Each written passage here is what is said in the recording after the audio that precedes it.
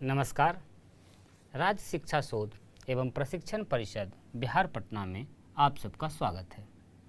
प्यारे बच्चों, आज की कक्षा में हम लोग बात करने वाले हैं दो चर वाले रैखिक समीकरण युग्म की। पिछली कक्षा में आप इस नाम से परिचित हैं। कम से कम चर अचर तो आप समझ ही रहे हैं, साथ ही साथ रैखिक क्या है और समीकरण जो रैखिक हो इसके बारे में भी चर्चा हुई होगी। तो आप दो चर वाले रैखिक समीकरण को पहचानना जानते हैं, साथ ही साथ समीकरण के रूप में किसी भी वक्तव्य को कथन को व्यक्त करना भी आप सीखे हैं। आज की कक्षा में हम लोग सीखेंगे दो चर वाले रैखिक समीकरण जब युग्म में हो, जोड़ा में हो, तो फिर उसके साथ किस प्रकार की संक्रियाएं हम कर सकते हैं या उसका अर्थ हम क्या समझते हैं। आगे चलें, इसके पहले आइए एक छोटा सा वाक्य हम आपको सुनाते हैं और वहाँ से शुरू करते हैं। स्वतंत्रता दिवस के अवसर पर 15 अगस्त का समय है। विद्यालय में समारोह की तैयारी चल रही है और एक बच्चा है निखिल, जिसे यह जिम्मेदारी दी गई है कि तुम्हें फूल लाना है, पुष्प लाना है और उसका एक माला बनाना है, पुष्प की माला बनाना है। निखिल को ऐसी एक जिम्मेदारी उसे मिली है। उसने दो प्रकार के पुष्प इकट्ठे किए हैं, एक कनेर का पुष्प और एक गेंदा का पुष्प। कनेर और गेंदा के पुष्प से वह माला बनाता है। कुल मिलाकर के 12 फूल हैं उसके पास, कुल मिलाकर 12 पुष्प हैं। उसने माला बना दिया है और ये बताया है कि हमने गेंदा का जो उपयोग किया है, गेंदा पुष्प की संख्या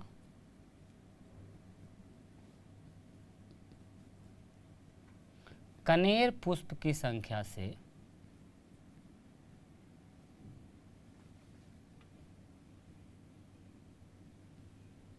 2 गुनी है, 2 गुनी है। तो अब आप बताइए कि उसने कुल कितने गेंदा का पुष्प का उपयोग किया और कितने कनेर पुष्प का उपयोग किया है। एक वाक्य है, पुष्पमाला उसने बनाया है और माला में कुल 12 फूल लगे हैं, 12 पुष्प लगे हैं। उसने ये बताया एक शर्त कि हमने जितना गेंदा पुष्प लगाया है वो कनेर पुष्प की संख्या की 2 गुनी है। तो अब आप बताइए कि उसने कितना गेंदा लगाया और कितना कनेर लगाया। यदि ऐसी समस्या, ऐसी दुविधा, ऐसी पहेली आपके पास आती है तो आप एक तो ये कर सकते हैं कि मान कर चल सकते हैं कि 12 फूल है तो उसमें से मान लिया कि 1 कनेर लगाया होगा तो 11 गेंदा लगाया होगा। अब अगले स्टेटमेंट पर हम रख के देखते हैं कि क्या 1 या 11 1 का 2 गुना है, दोनों के बीच में 2 गुना का संबंध है। या इसी प्रकार से फिर से एक बार हम लोग प्रयास करेंगे। 2 कनेर का पुष्प लिया तो गेंदा का पुष्प 10 हो जाएगा, 3 कनेर का पुष्प लेंगे तो गेंदा का पुष्प 9 लेना होगा। ऐसी बहुत सारी संभावनाएं हैं। हर बार रख कर यदि हम देखेंगे तो कभी न कभी तो ऐसी स्थिति मिलेगी कि गेंदा पुष्प की संख्या कनेर पुष्प की संख्या से 2 गुनी हो जाएगी। एक तरीका तो ये है ढूंढने का। एक और भी तरीका है, उसी की बात हम लोग करेंगे कि और किस प्रकार से जाना जा सकता है इन अज्ञात राशियों को कि कितने कितने पुष्प लगे हैं।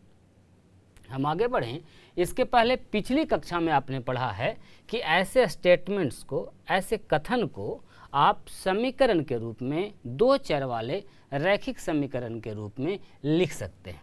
जैसे पहला स्टेटमेंट देखिए, तो पहला वाक्य है कि कनेर एवं गेंदा पुष्पों की कुल संख्या 12 हैं।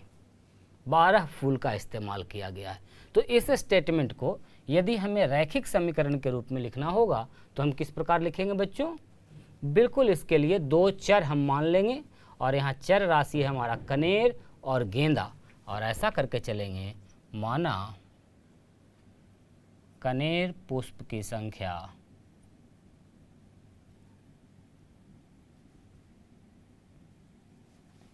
x है एवं गेंदा पुष्प की संख्या y है। आपने पूर्व कक्षा में ऐसे चर राशि माने हैं।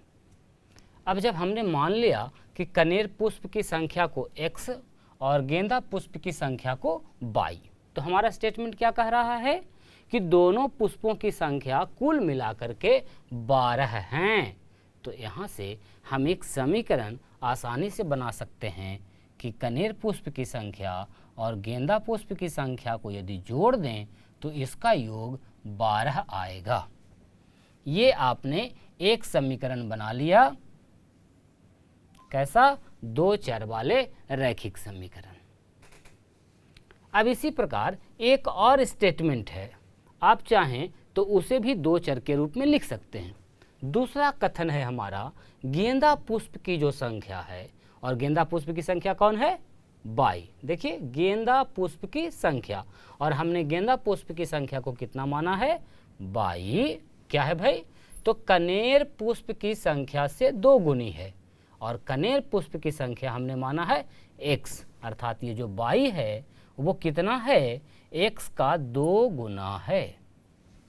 ये देखिए यहाँ भी हमने इसे बीजगणितीय रूप में लिखा है, जहाँ हमारा आया है y बराबर 2x। दो चर वाले ये भी रैखिक समीकरण है। आप चाहें तो इसे एक तरफ लिख सकते हैं, हमें प्राप्त हो जाएगा 2x माइनस y बराबर 0। ये देखिए बच्चों, ऐसा काम आपने पूर्व कक्षा में भी किया है। जो भी स्टेटमेंट लिखा हुआ है उसे हम लोग बीजगणितीय रूप में दो चर वाले रैखिक समीकरण के रूप में लिख सकते हैं, और यहाँ हमने लिखा भी है। अब क्या इन समीकरणों को लिख देने से हमें पुष्प की संख्या ज्ञात हो गई? नहीं, उसके लिए कुछ और भी करना होगा, उसकी चर्चा हम आगे करेंगे। फिलहाल अभी हम देख रहे हैं कि किसी स्टेटमेंट को किस प्रकार से बीजगणितीय रूप में लिखा जाता है। और यहाँ पर चूंकि हमने दो समीकरण प्राप्त किए हैं एक ही प्रकार के वाक्य से, तो हम इसे युग्म का नाम दे रहे हैं। पिछली कक्षा में आपने पढ़ा था दो चर वाले रैखिक समीकरण, उसका आलेखीय निरूपण भी देखा था। इस बार हम लोग पढ़ रहे हैं रैखिक समीकरण का युग्म। तो ये जो दो बना, इसी के कारण इसका नाम युग्म पड़ा है। आप चाहें तो इसे समीकरण 1 और इसे समीकरण 2 का नाम दे सकते हैं। और वैसे दो चर वाले जो रैखिक समीकरण हैं उसका व्यापक रूप से उसका जो स्ट्रक्चर है, ढांचा है, वो किस प्रकार का है? आपने देखा है ax plus by plus c बराबर 0। यही है दो चर वाले रैखिक समीकरण का ढांचा, जहाँ पर a, b, c ये सब क्या है? अचर संख्या कांस्टेंट, और x और y क्या है? चर है। साथ ही साथ हम लोग कहते हैं कि a एवं b दोनों शून्य ना हो, या उसको लिखने का एक तरीका ये भी है कि a square plus b square is not equal to 0। तो ऐसे कथन को, ऐसे रूप को, ऐसे स्वरूप को हम लोग दो चर वाले रैखिक समीकरण कहते हैं। अर्थात दो चर वाले रैखिक समीकरण को इस शक्ल में लिखा जा सकता है। फिलहाल हमने दो समीकरण प्राप्त किए हैं। आइए इसकी चर्चा अब हम थोड़ी बाद में करेंगे, इसे आप अच्छे से रख लें। चलिए यहाँ इसे हम नोट करके लिख लेते हैं। हमारे पास दो समीकरण कौन कौन से प्राप्त हुए हैं? एक तो है x प्लस वाई बराबर 12, और दूसरा दो चर का समीकरण है हमारे पास 2x माइनस वाई बराबर 0। आइए अब हम विचार करते हैं एक अन्य दो चर वाले रैखिक समीकरण पर। चलिए कुछ भी लिख लेते हैं, 2x प्लस 3y बराबर 5। ये देखिए एक समीकरण लिखा हुआ है। हम जानते हैं कि ऐसे जो समीकरण होते हैं, ये चूंकि दो चर वाले हैं तो इसके जो हल होंगे, हल का मतलब क्या है, और वह मान चर राशि का जिसे यदि हम समीकरण में रखें तब उसे वह संतुष्ट कर दे, बैलेंस्ड कर दे, तो उस मान को ही हम लोग समीकरण का हल कहते हैं। और इस स्थिति में आप जानते हैं कि इसका हल युग्म होता है, जोड़ा में आता है। क्यों? क्योंकि दो चर वाले हैं, अतः जब भी आएगा युग्म में आएगा। क्या मतलब है हल का? जैसे यदि हम इस समीकरण के लिए x बराबर 1 एवं y बराबर भी 1 मान रखें, रख कर देखें, तो आइए हम इस मान को इसमें रखते हैं, प्रतिस्थापित करते हैं।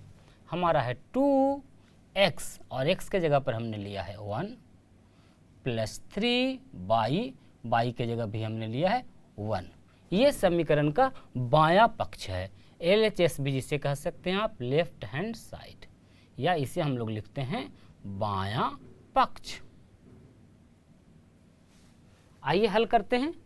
यदि हल करेंगे तो ये हो जाएगा 2 प्लस 3, जिसका मतलब हो गया कितना, 5। अब जो आपने हल करके लाया, क्या वह समीकरण के दाएं पक्ष के बराबर है? ये देखिए दायां पक्ष में क्या लिखा हुआ है, दायां पक्ष, या इसे हम लोग कहते हैं RHS। ये देखिए दोनों बराबर हो गया। हम लोग समीकरण के एक पक्ष से चले थे, दूसरे पक्ष तक पहुंच गए, और यदि बराबर आया है तो हम कहेंगे बच्चों कि यह समीकरण को संतुष्ट करता है। अर्थात ये जो युग्म आया x और y का, एक एक इस समीकरण का हल है। हम कह सकते हैं एक एक समीकरण 2x प्लस 3y बराबर 5 का हल युग्म है।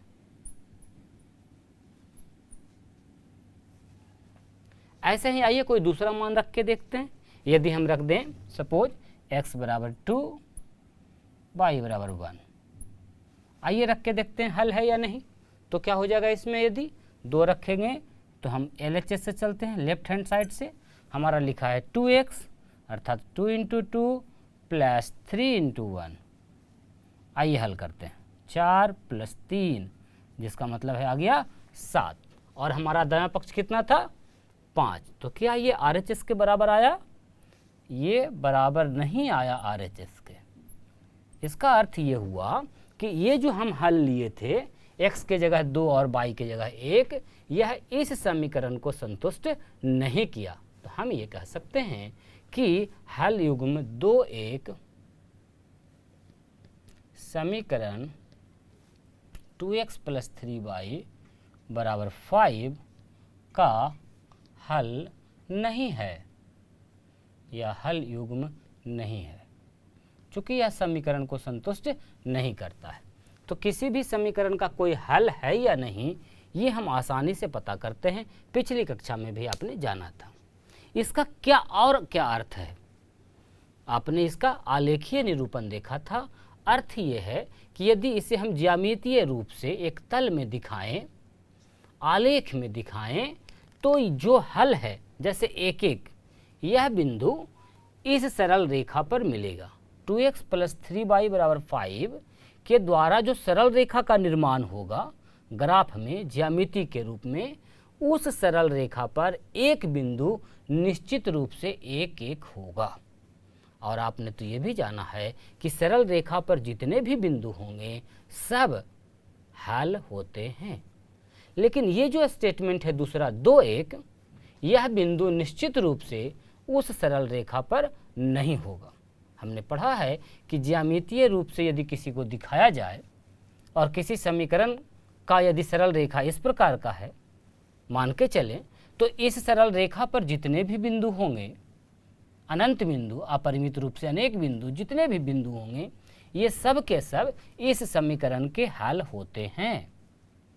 साथ ही साथ इससे बाहर यदि कोई बिंदु है तो वह इस समीकरण को संतुष्ट नहीं करेगा और वह उसका हल नहीं होगा। ये बातें हमने पूर्व की कक्षा में भी जानी है। आइए इसे जरा हम और व्यापक रूप से समझते हैं।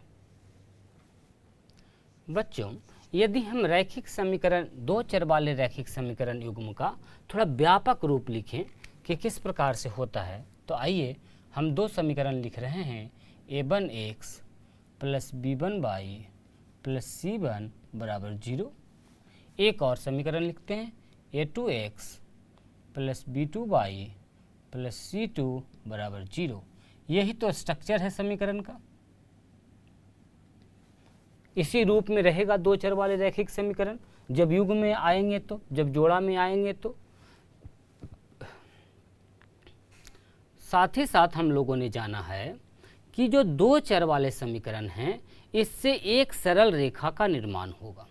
और यहाँ हम ले रहे हैं कितने समीकरण? दो समीकरण। इन दोनों को जब हम ज्यामितीय रूप से आलेख में दिखाएंगे तो दोनों से दो सरल रेखाओं का निर्माण होगा। इन दोनों ही से क्या होगा? दो सरल रेखाओं का निर्माण होगा। दो सरल रेखाओं का निर्माण।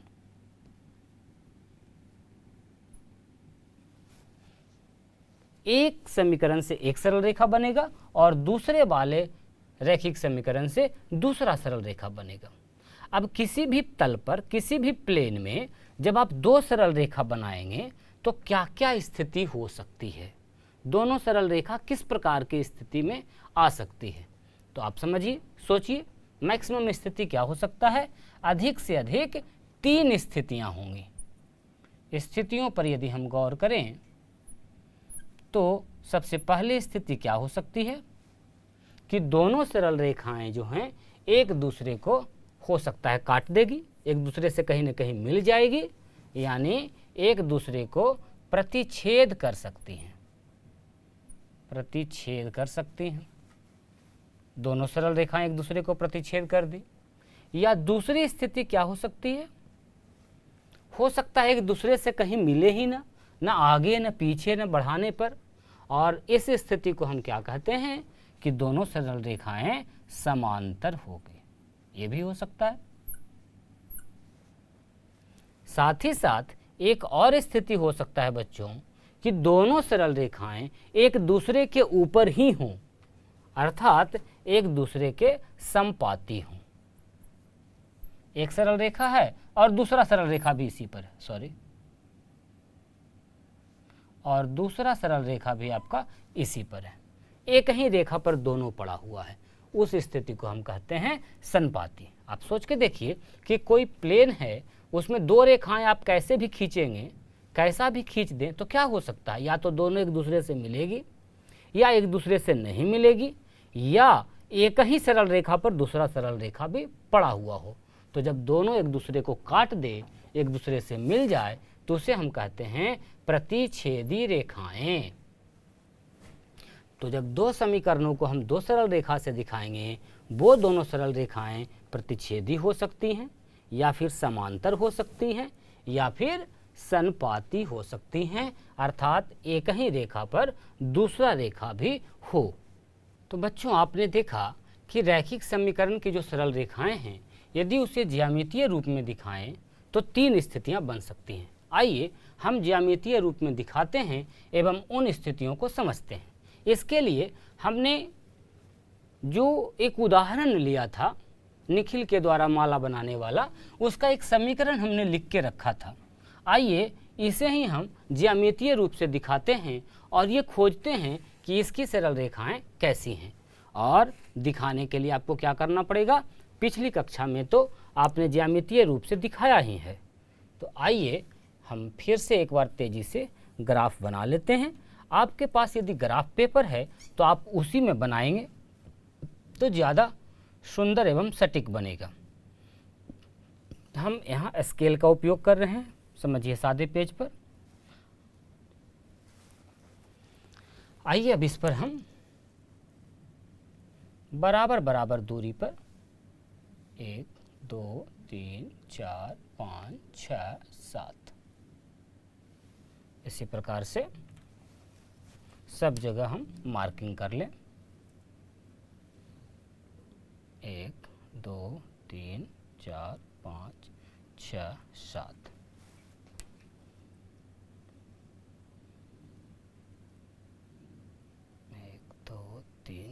4।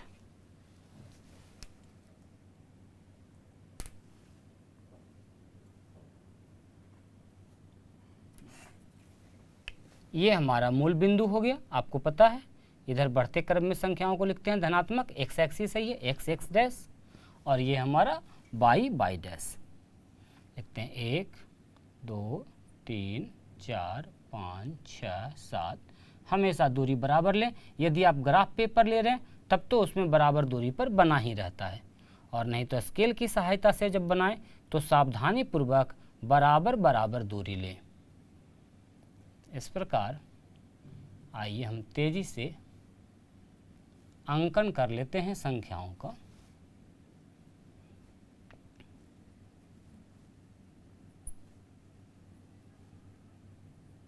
प्यारे बच्चों, अब हम इसे दिखाने के लिए किस प्रकार दिखा सकते हैं? क्या आपको ध्यान में है पूर्व कक्षा की बातें? जैसे यदि सबसे पहले इसके लिए हम सरल रेखा का निर्माण करते हैं, यह है हमारा x प्लस वाई बराबर 12। क्या करना होगा? हमें एक सारणी बनानी होगी, एक जगह x का मान, एक में y का मान, और इसे इस प्रकार लिखना होगा। जैसे x की जगह यदि हम 6 लिख दें तो y का मान क्या होगा? आइए निकालते हैं। 6 प्लस y बराबर 12, अर्थात y का मान भी कितना आ गया? 6। x के जगह पर यदि हम 7 रख दें तो y का मान क्या होगा? आप यहाँ से ज्ञात कर सकते हैं। कितना हो जाएगा बच्चों? 7 5 12, अर्थात 5। इसी प्रकार x की जगह अगर हम 5 रखें तो y का मान कितना होगा? देख लीजिए, 5 7 12 7। और इस प्रकार से अनेक मान आप अपने मन से रख कर के दोनों वैल्यू निकाल लेंगे। जब आपको कोऑर्डिनेट्स पता हो जाएगा, निर्देशांक पता हो जाएगा, तब आप आसानी से इसे दिखा सकते हैं। हमें कौन कौन सा बिंदु दिखाना है? एक बिंदु है 6 6, 7 5 और 5 7। आइए हम दिखाते हैं इस पर। 6 6 मिलाइए, कहाँ कहाँ होगा? 6 6 का मतलब x का वैल्यू कितना होना चाहिए? 6, और y का भी मान 6। तो आइए हम बनाते हैं 6 पर। 1 2 3 4 5 और 6। ये एक बिंदु मिल गया। इस बिंदु का निर्देशांक है आपका 6 6। इसी प्रकार दूसरा बिंदु है हमारा 7 5। आइए 7 पर चलते हैं। x का वैल्यू 7 लिया। 5 पर 1 2 3 4 और 5। ये वाली बिंदु हो गया हमारा 7 5। और कौन सा बिंदु है हमारा? 5 7। मिलाइए, 5 और 7 तक जाना है आपको। 5 7 तक, 1 2 3 4 5 6 7। ये बिंदु हो गया हमारा 5 7।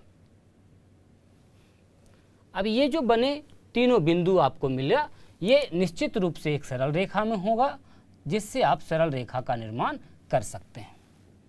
इस प्रकार से एक सरल रेखा बना लें। अब जैसे एक सरल रेखा मिला, किसके लिए? x प्लस वाई बराबर 12 के लिए। आप इसे चाहें तो यहाँ नाम दे सकते हैं, x प्लस वाई बराबर 12।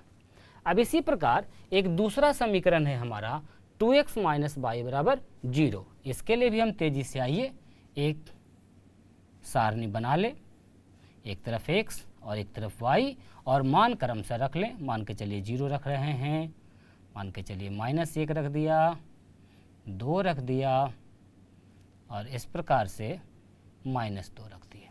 आइए हल करते हैं। x का मान जब हम 0 रखेंगे, समीकरण 2 के लिए अब कर रहे हैं हम इसमें, तो देखिए 0 माइनस वाई बराबर 0, अर्थात y का मान भी कितना हो गया? 0। अगला है x बराबर -1, तो ये कितना हो जाएगा? -2। इधर जाके हो गया कितना? 2, y का मान आ गया -2। x का मान है 2, 2 दूनी का 4, -4 यानी सिर्फ 4। इसी प्रकार -2 रखिए तो हो जाएगा -4, और उधर जाके वैल्यू होगी आपका -4। इस प्रकार से आप बॉक्स तो भर ही सकते हैं। सारणी भरने का काम पूर्व की कक्षा में बहुत सारा किए हैं, इसलिए थोड़ा तेजी से चलें। आइए अब इनके बिंदुओं को भी हम तल में ढूंढते हैं। 0 0 तो पता है आपको, मूल बिंदु को ही कहते हैं। उसके बाद है -1 -2, ढूंढिए। x पर -1, और यहाँ पर हमें जाना है -2 तक। -1 यहाँ है हमारा, तो 1 2, ये वाली बिंदु मिल गया -2। और अगला बिंदु है हमारा 2 4। तो x का वैल्यू 2 और y का मान आपको लेना है 4। आइए लेते हैं, कितना हो जाएगा 1 2 3 और 4। ये बिंदु हमारा अगला मिल गया 2 4। आप चाहें तो इसे दिखा भी सकते हैं, इसे भी दिखा सकते हैं आप 0 0, और ये वाला था हमारा -1 -2। और है कोई? हाँ, एक और है -2 -4। तो -2 हमने लिया और इसके लिए -4 लीजिए। 1 2 3 और 4। यहाँ पर एक बिंदु हो गया जिसका निर्देशांक है -2 -4। अब जो भी बिंदु आपको प्राप्त हुए हैं इसे आप एक सिद्ध में रख करके स्केल की सहायता से मिलाएंगे तो निश्चित रूप से एक सरल रेखा प्राप्त होगी। ये देखिए, एक सरल रेखा प्राप्त हो गया। अब ये जो सरल रेखा प्राप्त हुआ है, ये 2 सरल रेखाएं हमें मिली एक तल में। ये दोनों सरल रेखाएं कैसी हैं? आप विचार करें, क्या एक दूसरे से मिलेगी या नहीं मिलेगी, या एक ही रेखा पर है? आप देखेंगे कि जब इसे हम आगे बढ़ाएंगे, इसी सरल रेखा को यदि और आगे बनाया जाए तो ये कहीं ना कहीं एक दूसरे से मिल जाती हैं। तो एक स्थिति हमने देखा बच्चों कि ये जो दोनों समीकरण है, इसके द्वारा जो बना हुआ आलेख है, इसकी सरल रेखाएं एक दूसरे को प्रतिच्छेद करती हैं, यानी प्रतिच्छेदी रेखाएं हैं।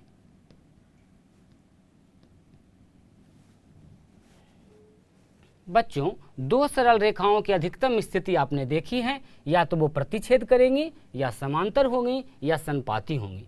इसमें एक उदाहरण अभी हम लोगों ने साथ में देखा कि दोनों सरल रेखाएं प्रतिच्छेदी हैं। और भी रेखाओं को हम देखते हैं, ग्राफ में जानेंगे कि कैसे समानांतर होती हैं और कैसे संपाती होती हैं। हम लोग साथ में ही मिलकर बनाएंगे। लेकिन आज की कक्षा इतनी ही। आगे की कक्षाओं में हम लोग और भी ज्यामितीय निरूपण, 2 चर वाले रैखिक समीकरण का देखेंगे, युग्म का देखेंगे, और बाद में उसको हल करने का भी प्रयास करेंगे। तब तक के लिए आप इतना से संबंधित क्या करेंगे, जो भी स्टेटमेंट्स वाले प्रश्न हैं उनको समीकरण के रूप में बदलिए एवं आलेख के रूप में दिखाने का प्रयास कीजिए। पिछली कक्षा से आप पढ़ चुके हैं। हम लोग नई कक्षा में मिलते हैं और भी नई जानकारी के साथ। तब तक के लिए नमस्कार।